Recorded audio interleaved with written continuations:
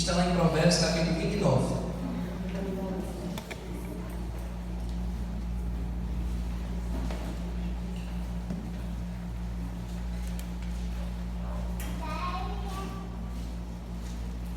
Olha, 22, verso 6.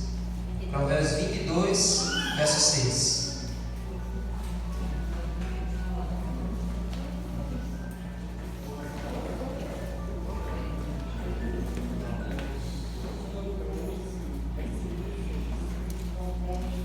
Provérbios 22, verso 6.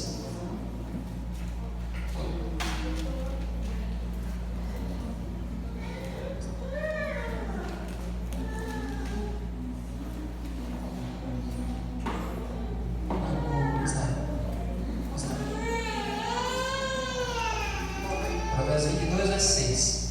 Nós vamos estudar hoje um pouco sobre a importância que os pais têm na família e a importância deles serem presentes, a importância deles cumprirem seu papel. E o verso que define a missão de um pai é esse aí, Provérbios 22, capítulo 22, verso 6. Ensine a criança no caminho em que deve andar, e ainda quando for velho, não se desviará dele. Olha só, essa é a função de um pai, ensinar no caminho. Então isso requer que o pai esteja presente. Mas vocês conhecem alguma história de uma pessoa que foi criada sem pai, sem mãe, sem nada, completamente isolada do mundo? Eu trouxe duas histórias aqui, uma história que as crianças todas conhecem e uma história que ninguém conhece. Vou passar então. Essa primeira história é uma história de uma fábula que virou um desenho, que virou um filme. Qual é essa história, Gabriel? Não? Não. É outro. O menino foi criado pelos lobos. Qual é o nome dele? Mowgli, exatamente. Ele foi criado na selva pelos lobos e ele aprendeu a se comportar como um lobo. Então ele cresceu ali no meio dos animais e ali aprendeu a viver como um animal. Então essa história é um desenho de criança que virou um filme também infantil. Mas tem essa história fictícia e também tem uma história real de uma criança que também foi criada no meio da selva. Vou passar. Lá na África teve esse menino, o nome dele é John Sebunya, que ele fugiu de casa quando tinha 3 anos. Os pais deram bobeira, o menino simplesmente desapareceu. E como ele morava no meio do mato, ele desapareceu no meio da selva. E ele foi criado por muitos anos por vários macacos. E aí ele foi achado na adolescência, ele foi achado por uma tribo da Uganda. E ele não conseguia falar, não conseguia chorar, só conseguia balbuciar porque ele tinha aprendido a agir como um macaco. E essa família dessa tribo lá na Uganda adotou ele e ele passou agora a aprender a se tornar ser humano, a agir como ser humano. Mas você está vendo aí como a ausência dos pais contribuiu para que ele fosse criado pela natureza e assimilasse o comportamento lá da natureza, o comportamento dos animais. Então isso mostra o quê?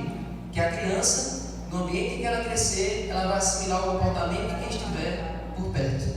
Então, assim como o Mowgli, assim como essa criança aí, eles cresceram no ambiente de animais. Essas crianças cresceram no ambiente de animais, aprenderam a agir como animais. Então, gente, e como será a realidade das nossas famílias? Aí no capítulo 22 de Provérbios, que nós lemos, diz que o dever do pai é ensinar a criança no caminho em que deve andar. Qual é a diferença de ensinar o caminho e qual é a diferença de ensinar no caminho? É bem simples essa aplicação. Qual é a diferença de ensinar o caminho e ensinar no caminho? Exatamente. Então, é a mesma coisa de falar, faça o que eu digo e não faça o que eu faço. Olha aí. Então, em uma afirmação, você está só ensinando o que é certo, mas você mesmo não acompanha. Eu quero que você vá, mas eu fico por aqui. Então, infelizmente, existem muitas pessoas que às vezes dizem para nós: não, mas eu digo para ele ir para a igreja, eu digo para ele ler a Bíblia, eu digo para ele falar com Deus. Mas o próprio pai não toma iniciativa de ir junto com ele. Então, isso é ensinar o caminho, mas não ensinar no caminho. Então, tudo que nós fazemos serve de exemplo. Tudo que nós dizemos serve de modelo para ele seguir. Então, mais do que ensinar o que é certo, devemos fazer o que é certo junto com ele. Então, gente, que a ausência de um pai pode proporcionar na vida de uma criança? O que vocês podem dizer? Todos os problemas que vocês conhecem, o que a ausência de um pai pode causar na vida de uma criança? Insegurança. Segurança, o que mais? Revolta. Muitos se revoltam, né? Eu diferente dos meus pais. Não sou revoltada, sou guarda-amigo, graças a Deus. Mas tem muitos que se revoltam, né? Fica ali querendo encontrar aquele pai, ver aquele pai que você tem amor, essa Deus não entende, sabe? Mas tem gente que é assim, né? A mãe, ela protege a criança. E às vezes ela dá uma super proteção. E o pai está ali para preparar a criança para os desafios da vida, para o mundo. Para ser, quando for um menino, né? Para ser um homem sem medo das dificuldades, para encarar os desafios. Aí quando falta o pai, a mãe ela tem que exercer esses dois papéis. E nem toda mãe tem esse jogo de cintura. O que acontece às vezes quando o filho é criado só pela mãe ou pelas mães, né? Por exemplo, eu e Neifrés fomos criados pela mãe e outros fui criado pela mãe e pela avó. Tem muitas realidades quando a pessoa é criada só pela mãe ou só pela avó, sem a presença masculina de forma nenhuma, e aí o que é que falta aí? O que é que aquela criança acaba se tornando no futuro? O que é que aquilo acarreta na criação daquela criança?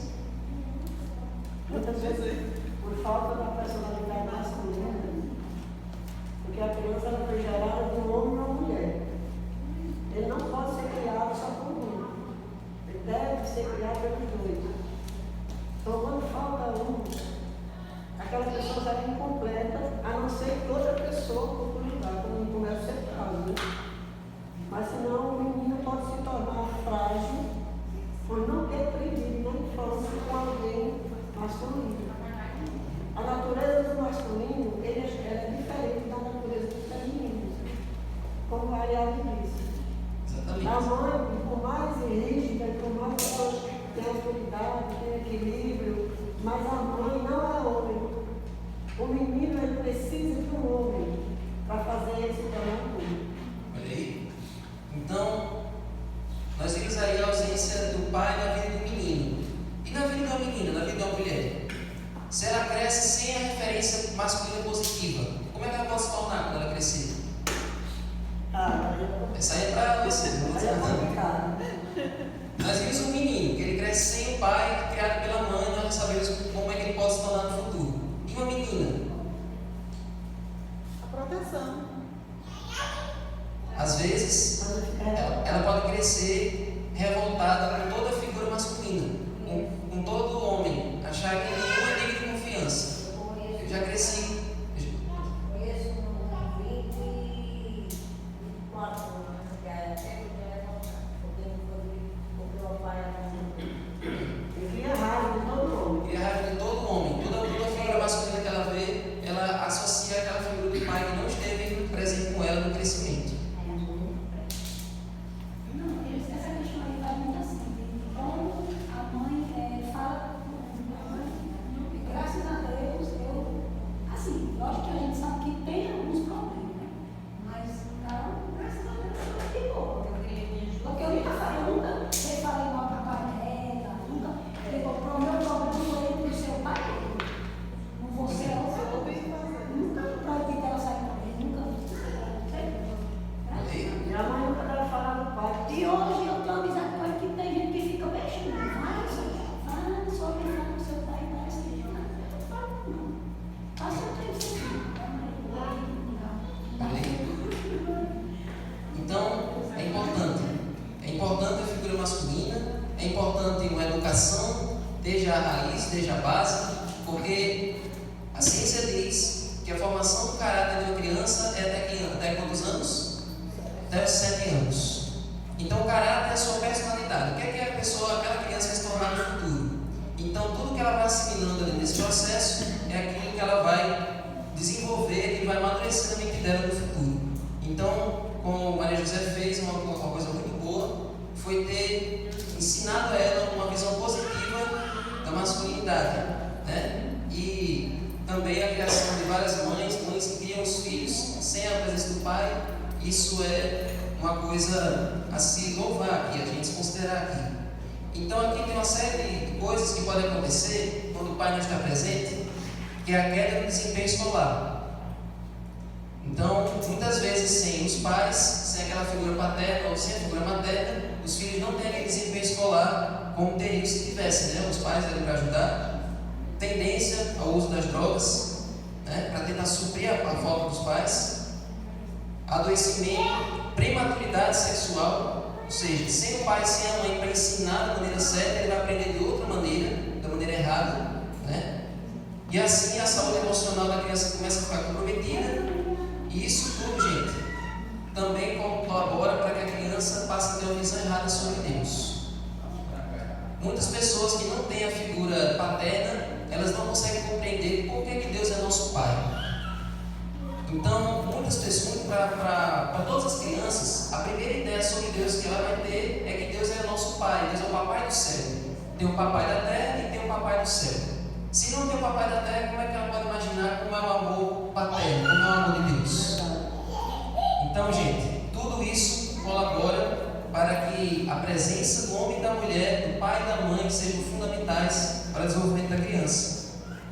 E existem muitas formas, existem muitas coisas que nós podemos considerar sobre a paternidade. Uma delas é que a presença vale mais do que presentes. Talvez aqui ninguém cometa esse erro, mas tem muitas famílias por aí, principalmente aqueles pais muito ricos, que eles não passam tempo suficiente com os filhos e eles tentam compensar esse tempo perdido comprando presentes. Então, um dia desses eu vim de Natal no BlaBlaCar e o motorista estava dizendo que ele o filho dele já estava peleando para comprar presente para ele. Ele passa a semana toda viajando, não fica tempo suficiente com o filho e quando chega, enche ele de presentes, enche ele de brinquedos para tentar fazer com que o filho fique satisfeito. Exatamente. Então, gente, presentes não substituem a presença. Outra coisa que nós podemos considerar sobre limites, sobre autoridade. Qual é a melhor forma de você conseguir a autoridade em casa? O pai conseguir a autoridade é quando você impõe os limites, mas com amor. Quando você coloca disciplina, mas ao mesmo tempo banhado ali com carinho, com afeto. O que acontece muito é que as pessoas apelam para gritar muito, para agredir, que passa da disciplina, começa a virar agressão e acham que aquilo vai conquistar o respeito da criança. Mas todos vocês, eu acho que todo mundo pode concordar aqui, que mais antigos, por exemplo, que os pais mais antigos, só em olhar, a criança já entendia o recado. Só em pigarrear já entendia qual era o que era para fazer. Pois é. Então, isso ainda é muito mais eficaz, isso ainda é passa muito mais moral, passa muito mais autoridade. Só em olhar assim, já entendi. Davi, mas sabe por que a gente, nessa época, a gente entendia a mensagem no olhar? Porque havia um vínculo entre a gente e aquela autoridade paterna. O pai e o avô, eles tinham uma ligação com a gente, a ponto de a gente saber no olhar o que ele estava querendo dizer. Era aquela coisa presente. Ele não dava presente para a gente, porque não tinha condição de dar. Nós não ganhávamos presente. Só que existia uma presença deles tão constante que a gente era capaz de identificar a mensagem sem dizer, não, pai. Então o que ele falta hoje? Falta hoje isso, essa relação de intimidade. Então quando acontece que você sabia que existem pessoas, existem adolescentes, crianças que se sentem muito melhor em outros ambientes, se sentem muito mais à vontade para conversar sobre o que eles sentem em qualquer outro lugar, menos em casa. Em casa é o lugar onde ele menos se sente vontade. É lá onde ele vai encontrar julgamento, é lá onde ele vai encontrar o medo, lá onde ele vai ser criticado pelo que ele pensa. Então, se houver intimidade entre o pai e o filho suficiente, ali vai haver o respeito. O respeito ele vem do amor, o respeito ele vem do convívio. Se não há convívio, se não há conversa, se os pais não conversam com os filhos, se não existe aquele humor da casa. Vocês sabiam que todo grupo de amigos tem um humor daquele grupo, tem várias piadas daquele grupo. Se na casa, se na família não tem aquele humor familiar, se a família não brinca, se a família não sorri, se a família não tem o costume de se abraçar, aquilo ali Isso aí é tudo receita para que a família não tenha intimidade e para que não se tenha respeito. É importante que todos os dias a família se abrace. É importante que todos os dias a família brinque. É importante que todos os dias a família tenha motivos para sorrir. Se isso não acontece, aquela família está prestes a desmoronar. E aí, gente, vocês sabem muito mais do que eu desses conselhos, mas o mais importante de tudo, gente, além da presença, além de tudo isso, é você colocar a sua família no altar de Deus todos os dias. Amém? E para encerrar, eu quero contar para vocês uma história. Uma história que acho que nenhum de vocês já ouviu essa história na Bíblia. Uma história que acontece só em um verso. Hoje eu fiz um sermão invertido. E todo sermão começa com uma história e depois eu vou para a aplicação. Dessa vez eu fiz o contrário. Pode passar. Vocês todos sabem o que foi esse evento aí, né? O que foi esse evento aí?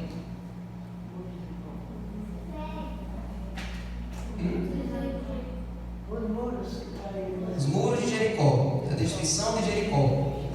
Então o povo de Israel girou a cidade 7 vezes. No 7º dia, eles giraram 7 vezes no mesmo dia, cantaram e gritaram com toda a sua força, e Deus operou milagres e os muros caíram. Por que Deus mandou destruir Jericó? Porque era uma cidade idólatra, era uma cidade pagã que não temia Deus. E agora nós vamos ver o que é que Deus disse que eles deveriam fazer com as ruínas de Jericó. Pode passar. Josué 6, 26. Olha aí que interessante essa ordem. Josué 6, 26.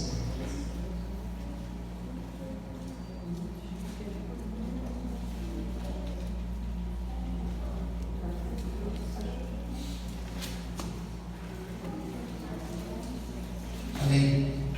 Josué é o 6º livro da Bíblia. Josué 6, 26. Olha a ordem, olha a maldição que Josué jogou sobre a cidade de Jericó. Olha aí. Naquele tempo, Josué fez o povo jurar e dizer: maldito diante do Senhor seja o homem que se levantar e reedificar esta cidade de Jericó. Com a perda do seu primogênito, lançará os seus alicerces, e às custas do mais novo lhe colocará os portões. Olha aí, Josué colocou uma maldição. Disse: olha, hoje essa cidade foi destruída. Agora, se alguém inventar e reconstruir essa cidade, quando você colocar o madame, quando você colocar os alicerces, seu filho mais velho vai morrer. E quando você terminar de colocar os muros, o seu filho mais novo vai morrer. Veja que a maldição não era assim: seus filhos vão adoecer, seus filhos vão ficar desempregados, seus filhos vão sofrer um acidente, vão ficar paralíticos, Vou reprovar na escola. vão reprovar, seus filhos vão ficar em recuperação. A maldição era: seus 2 filhos, o seu filho mais velho e o mais novo, vão morrer. Então, Porque nesse tempo aí, o filho mais velho era tido como o herdeiro, como o sucessor. Os pais tinham muito orgulho do filho mais velho. E o filho mais novo toda a vida é o xodó do pai, né? Né, assim? Então, gente, essa ordem era justamente para ninguém inventar de reconstruir essa cidade. Ninguém ia querer perder seus filhos. Mesmo que a pessoa fosse solteira e quisesse construir a cidade, não tivesse filho, mas um dia aquela pessoa ia se casar, e quando os filhos nascessem, os filhos iam morrer. Porque essa era a maldição que Deus jogou sobre essa cidade. Mas por que? Você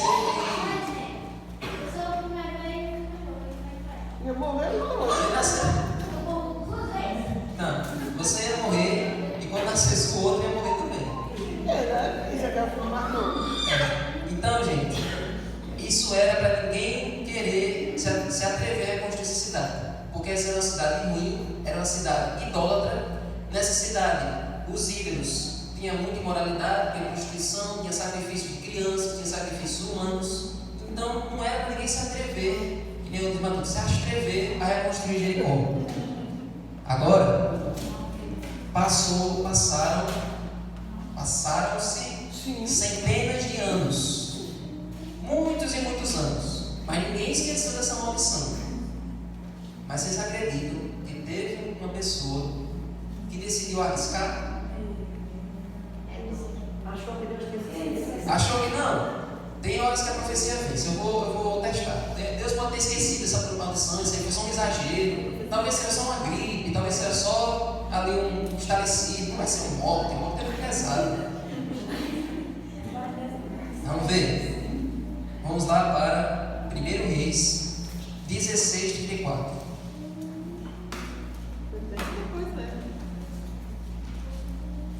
Pois é. 1 Reis, capítulo 16, verso 34.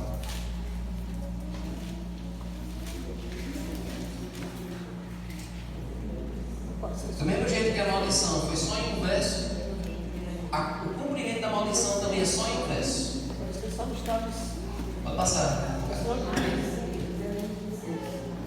Temos um controle. 1 Reis 16:34. Isso aqui foi muito tempo depois. Não sei dizer quantos anos foram, mas foram centenas de anos. Pode botar 500 anos depois da maldição de Josué. Olha aí. Em seus dias, Hiel, o Betelita, edificou Jericó. Quando ele lançou os alicerces da cidade, morreu Abirão, seu filho mais velho. Aí parou? Não construiu. Aí você pensa, não, morreu o filho mais velho, não, agora eu vou ficar penalizado, agora eu vou parar. Eu vi que a maldição já está valendo. E quando colocou os portões, morreu Segube, seu filho mais novo, segundo a palavra do Senhor, anunciada por meio de Josué, filho de Nun, 500 anos antes. Ele termina e feia até o fim. Pode passar, Ricardo. Pode passar. Agora, por que ele não desistiu dessa ideia antes de começar? Por que ele não pensou, não, essa profecia está aí por um motivo. Essa maldição Deus colocou com uma razão. Eu não vou arriscar. Eu não vou perder minha família por causa disso. Por que ele não desistiu dessa ideia antes de começar? E mais, depois que morre o filho mais velho, por que ele não desistiu dessa ideia depois que o primeiro filho morreu? Vamos tentar entender a mentalidade de Hiel. Por que ele foi adiante nessa ideia do maluco? Será que ele era psicopata? Será que ele era... Parece que eu estava disposto a sacrificar os filhos para construir os muros. Para ser famoso, né? Porque quem construiu a cidade. Pois é. Famoso, né? Será que ele odiava os filhos de gente que queria que os filhos morressem, só que de uma forma direta? Será que não? Eu quero que meus filhos morram, mas eu não vou matar eles, eu vou fazer de um jeito diferente. Vamos construir uma cidade. É. Então você deram boas respostas. Ele queria ser famoso por construir Jericó, né? Mas, gente, a primeira gente olha assim, você já pensa que ele era um psicopata, ele era uma pessoa completamente sem juízo, ele não raciocinava direito. Mas, gente, lembre-se de uma coisa: reconstruir Jericó é a mesma coisa que você está querendo reconstruir todo aquele culto idólatra, reconstruir toda aquela imoralidade, tudo que acontecia naquela cidade quando ela foi destruída. E Hiel provavelmente fez isso de propósito. Sabe por quê? O deus da cidade de Jericó era a deusa Astarote, e era uma deusa, a deusa da imoralidade. Era a deusa da imoralidade e ela exigia sacrifícios humanos, sacrifícios de crianças. Então, provavelmente, para poder reconstruir a cidade de Jericó, ele sacrificou os seus filhos para essa deusa. Então, ele cumpriu a maldição de forma consciente. Ele cumpriu aquela profecia por livre e espontânea vontade. Ele sacrificou os seus filhos para poder ter sucesso na construção daquela cidade.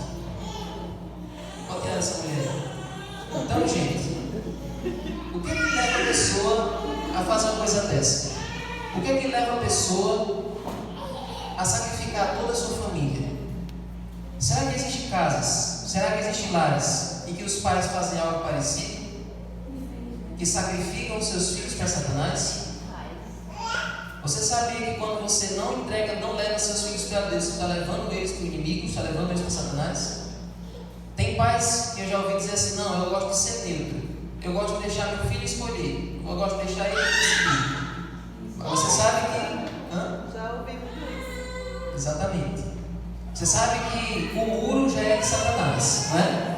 quando você já fica em cima do muro, você já está se colocando do lado dele. Não é que o pai deve forçar os filhos a servir a Deus, mas se você não incentivar, ninguém mais vai incentivar. Se você não conduzir ele no caminho certo, ninguém mais vai fazer isso por você. Se você não colocar ele diante de Deus, você está colocando ele diante de Satanás. Ao contrário dessa história, gente, nós não vamos ler, mas teve 3 personagens que fizeram exatamente o contrário. Vai passar aí. 3 personagens faziam exatamente o contrário. Enquanto Iel sacrificava seus filhos para Astarote, Noé fazia sacrifícios pela sua família para agradecer pelo livramento do dilúvio. Noé pregou para todo mundo, mas ele conseguiu salvar toda a sua família. Amém. Toda a família de Noé ele conseguiu salvar da destruição. Então ele fez um altar para agradecer a Deus pelo livramento. Jó tinha vários filhos. Sabia que seus filhos viviam fazendo festas, fazendo o que era errado. Todos os dias ele fazia um sacrifício para pedir para que Deus perdoasse as faltas dos seus filhos. E Abraão, com a sua família, onde ele parava em Canaã, ele construiu um altar e todo mundo conhecia ele por causa desses altares que ele fazia para Deus. Gente, se a sua família não for conhecida como uma família de adoração, uma família onde você colocar os seus filhos no altar de Deus, ela vai ser conhecida como uma família de guerra, onde ele matava seus filhos para ele mesmo se engrandecer. Coloque a sua vida e a vida da sua família diante de Deus. Amém. Que a sua família seja um exemplo para todas as outras. Que no altar de Deus sejam colocados todas as preces, todos os pecados, tudo que tem de errado na família, que de manhã no culto familiar aquilo seja apresentado para o seu Criador. Deus é o Pai de todos, mas Ele escolheu você para ser o representante da sua casa. E Ele espera que um dia, quando você estiver na presença dEle, você possa dizer o seguinte. Vamos lá para Isaías 8:16.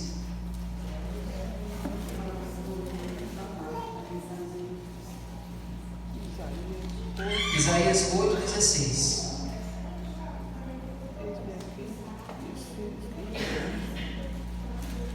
Ou melhor, verso 18.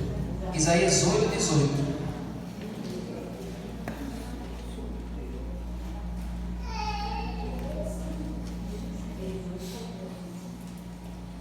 Um dia você vai estar na presença de Deus.